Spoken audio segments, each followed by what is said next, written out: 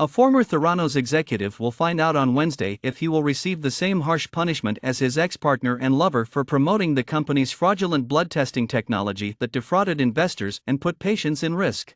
Less than 3 weeks prior to Ramesh Sunny Balwani's sentencing, Elizabeth Holmes, the company's founder and CEO, was given more than 11 years in jail for her part in the plan. She was found guilty of fraud and conspiracy in July.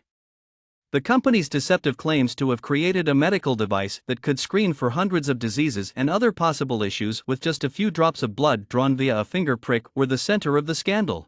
Holmes, 38, faced up to 20 years in jail, which U.S. District Judge Edward Davila might now impose on Balwani, who served as Theranos' chief operations officer for 6 years while continuing to date Holmes until their acrimonious breakup in 2016. Holmes charged 57-year-old Balwani with manipulating her through years of emotional and sexual abuse while testifying in her trial. The accusations have been refuted by Balwani's counsel. The results of the two experiments were somewhat different. In contrast to Balwani, Holmes was found not guilty of many charges of deceiving and conspiring against persons who paid for Theranos blood tests that gave inaccurate findings and might have misdirected patients' care.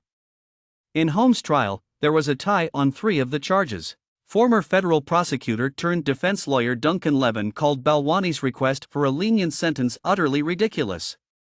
Levin believes that the Justice Department and the Probation Office's recommendations, which reflect the penalties both offices sought for Holmes, will be given more weight by the judge. In the end, the judge sentenced her to 11.25 years in jail and suggested that she do her time in a Byron, Texas, low-security institution. Despite the fact that Balwani was found guilty of many more counts, the Justice Department has now accepted that both offenders deserve the same punishment, Levin added.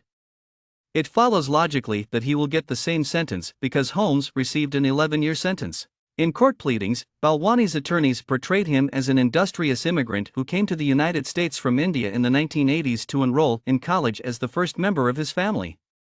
He earned an information systems degree from the University of Texas in 1990. Subsequently, he relocated to Silicon Valley, where he first worked for Microsoft as a computer programmer before starting an online firm that he later sold for millions of dollars during the dot-com boom of the 1990s. Holmes and Balwani first became acquainted around the time she left Stanford University in 2003 to create Theranos. He became fascinated by her and her efforts to transform healthcare.